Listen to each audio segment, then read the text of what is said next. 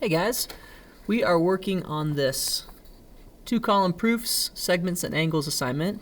I just did in a previous video problem number 1 and problem number 3 for you, so you can go check those out if you need those or you need an example to help you out with 2 and 4.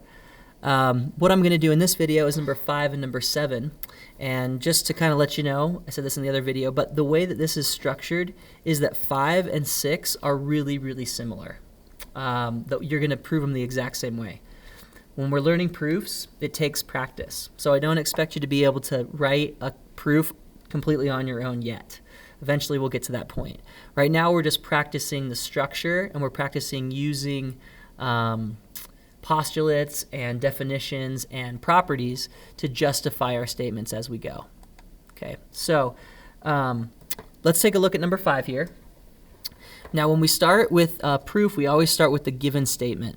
Okay, that's where we're starting. So our first statement is angle EFG is a right triangle. Now, it's pretty common to abbreviate in proofs, and there's different ways to abbreviate things. You just want to make sure that your argument is clear, because remember, this is we're basically like kind of writing a math essay here. So it's common to use abbreviations, but sometimes there's specific kinds of abbreviations. So this is the abbreviation for right triangle that you see in some books. So angle EFG is a right triangle. Okay, and that is given. So here's EFG, right? That's what we have to start out with. This is a right angle. Okay, now deductive reasoning. What can we conclude from the fact that it's a right angle? What does that lead us to? What is our next step? What is the logical conclusion for a right angle? Well, what is a right angle? Going back to your definitions here, you actually probably know this one, but we talked about this definition in class today. A right angle is an angle that has a measure of 90 degrees.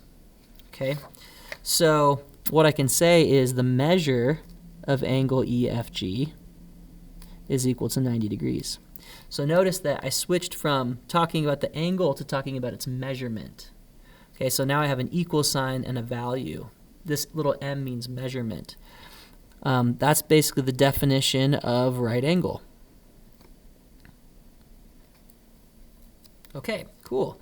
What else do we know? Well, if you look at this figure, you'll notice that there's two angles that are forming that bigger angle, right? So EFH is this angle, and HFG is this angle.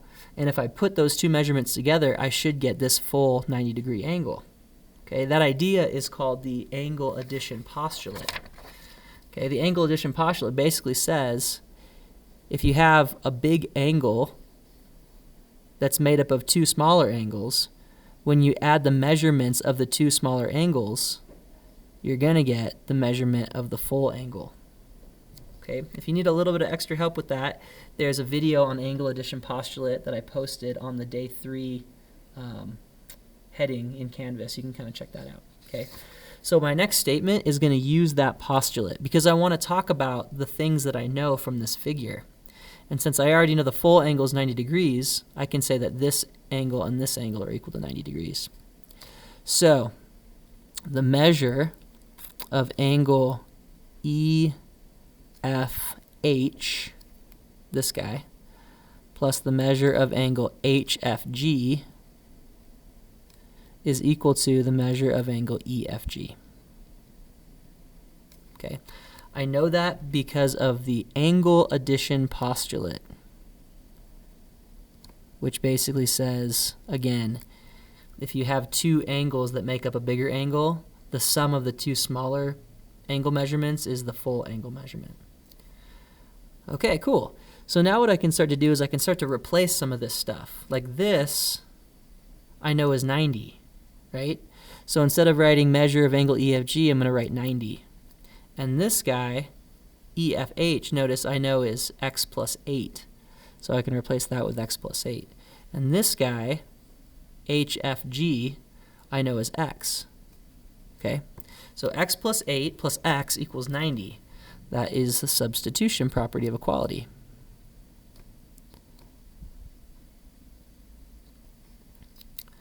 All right. Now from there, I'm going to solve this for x, right? That's probably what we would need to do. Our goal is to show that EF h is equal to 49 degrees, but I can't do that until I find out what x is. Once I find out what x is, I can see if it's actually 49. So we got to kind of combine like terms here and solve. So the next step I would probably do is say that 2x plus 8 equals 90. Now remember, there's not a combine like terms property. So whenever you're doing a combine like terms step, the property that you're going to be using is substitution property of equality, because we're replacing x and x with 2x. So that's a substitution. Now there's also kind of another hidden property happening here, which you don't necessarily need to reference, but we know that we can add these like terms without worrying about the 8 because the order doesn't matter. And so there's kind of like an invisible commutative property of addition here. You could probably state that in a line if you wanted to, but that's probably, not necessary. All right. Okay, next thing we need to do, we're going to solve for x. So what I would do next is subtract 8 from both sides. So I'd like, right, minus 8, cross it out, minus 8, cross it, and then subtract. But we don't show the work in the proof. We don't like scratch it out and write minuses and stuff. We just write the next step. So if I subtracted 8, I would be left with 2x on the left. If I subtracted 8 over here, I would be left with, 82 over here on the right. So that's my next step, and that's using the subtraction property of equality. Okay, now notice I'm abbreviating here, and that's totally fine. That's very, very common to abbreviate. The thing is, you just got to be kind of careful when you abbreviate to make sure that your justification is clear, because this is an argument that somebody else is maybe trying to follow. So if you just say sub, that could be subtraction or substitution. So I write subst and subter for substitution and subtraction. Okay, so just be careful when you're abbreviating. Also think about this. There's an angle addition postulate, there's an addition property of equality, and there's a congruence property of addition. So there's lots of properties and postulates that have the word addition in here, so don't just write addition. We're not writing what step we're doing. We're naming a postulate or a property or a definition. All right, let's keep going. The next step would be divide both sides by 2. So I'd be like, normally if I was just solving an equation, I go /2/2. All right, we're not going to do that here. We just want to show the next step. So if I divide the left side by 2, I get x. If I divide the right side by 2, I'm going to get 41. And that is the division property of equality.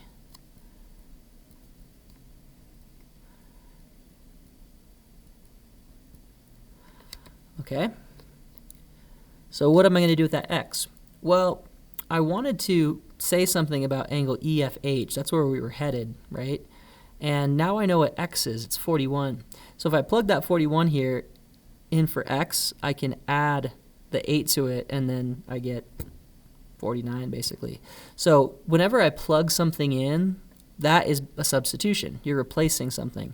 So I'm going to go back to this guy, and I'm going to replace the x. So I'm going to write 41 plus 8 equals, well, sorry, let me go back here. Just so it matches what I'm trying to do here. I'm going to say the measure of angle EFH is equal to 41 plus 8. That is the substitution property of equality. Notice a lot of substitution going on, and that's okay. Okay, the next thing is we're just going to add. Again, these are going to add together, but what we're doing is kind of combining like terms. And remember, there is no combine like terms property. Whenever we combine like terms, we're replacing an expression with a number or something like that. And so that's another substitution property of equality. Whenever we replace something with something it's equal to, that's a substitution. All right, so that's kind of how one of those proofs go. Now again, number 6 is really, really similar. You're going to follow the same kind of a structure. We know that ABC is a right angle, so we know it's 90 degrees. We know that ABD plus DBC equals ABC, right? We can replace ABD with 4x. We replace DBC with 7x minus 9.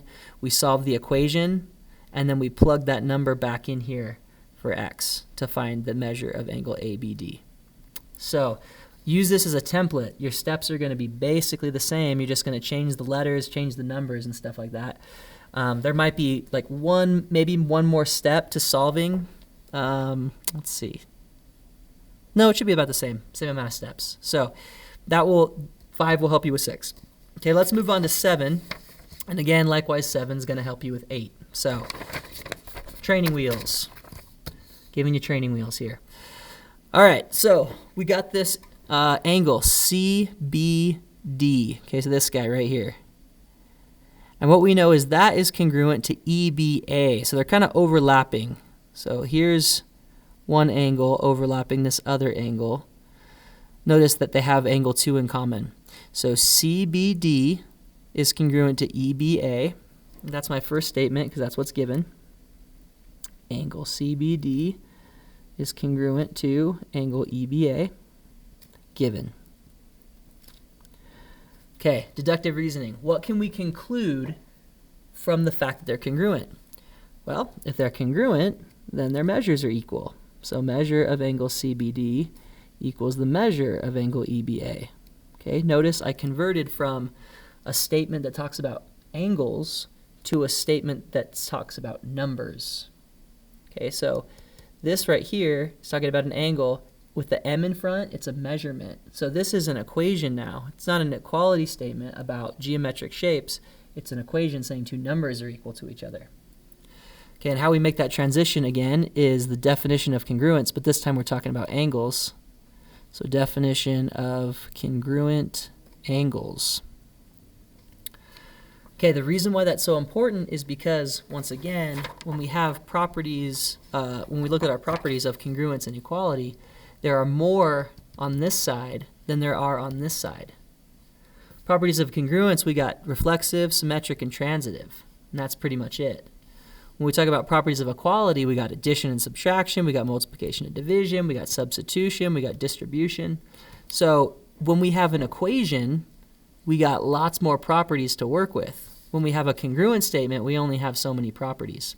So we make that conversion from shapes to numbers, basically from an algebra or a geometry statement to an algebra statement, so that we can use all our properties of equality. Okay, next statement. Let's talk about angle CBD for a minute. Okay, notice that it's made up of two smaller angles, CBD. So what we can say is that if we take the measure of angle 1 and add it to the measure of angle 2, we get the measure of CBD. So we want to say something about this angle. What we know is that the measure of angle 1 plus the measure of angle 2 equals the measure of angle CBD. How do we know that? Well, that is the angle addition postulate. The sum of the two smaller measurements has to be the big measurement. Okay, we're going to do the exact same thing on this side. Okay, because we want to say something about EBA as well. We want to know as much information about angle EBA as possible. And here's EBA. So notice it's made up of angle 2 and angle 3. So the measurement of angle 2 plus the measurement of angle 3 is equal to the measurement of angle EBA. And that's, again, the angle addition postulate. So I'm just going to put little quotation marks that means like same as above. Just look at the thing above. All right, cool. Now, so we got statement 2 is an equation, right? But we know that the CBD is equal to these two angles, measurements, and we know that this measurement is equal to these two measurements. And so what I'm going to do is I'm going to rewrite statement 2, but I'm going to replace this with these two angles, or measurements, I should say. So instead of writing the measure of angle CBD, I'm going to write the measure of angle 1 plus the measure of angle 2. And instead of writing this guy on the other side of the equal sign, I'm going to replace it with 2 and 3, the measure of angle 2 plus the measure of angle 3.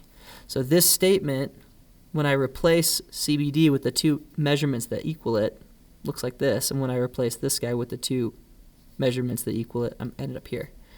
And that is a substitution again, when I'm replacing something with what it's equal to. Substitution prop of equality. All right, cool. Now, what were we trying to prove? We should probably have talked about that a little bit beforehand. We were just kind of off on our merry way here. But what we want to show is that this angle and this angle are the same. So we started out knowing that this angle was the same as this angle, or they're congruent, or they're equal measurements. We want to show that the little angle 1 and the little angle 3 are equal. So what we got to do is we got to get rid of what they have in common. Subtract out the measure of angle 2. So if I take this angle and I subtract angle 2, I get angle 1. If I take this angle and I subtract angle 2, I get angle 3. So take a look at this for a minute. This is kind of like saying x plus 3 equals 3 plus y. I have the same measurement on both sides. So what I'm going to do is I can subtract 3 from both sides to just get x equals y, or something like that. Okay, so here what I'm going to do is I'm going to subtract the measure of angle 2 from the left and the right to keep it balanced. That's the subtraction property of equality. So when I subtract measure of angle 2 from both sides, I'm just left with measure of angle 1 equals the measure of angle 3. Okay, that is the subtraction property of equality.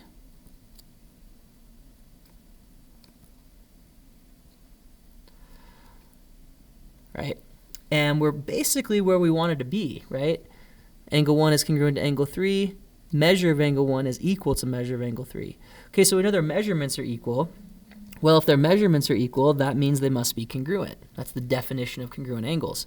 So the last statement is to move back into geometry land, back into a congruent statement from an equation, and then finish writing. So this is the reason why we can translate from an equation to a congruent statement is the definition of congruent angles.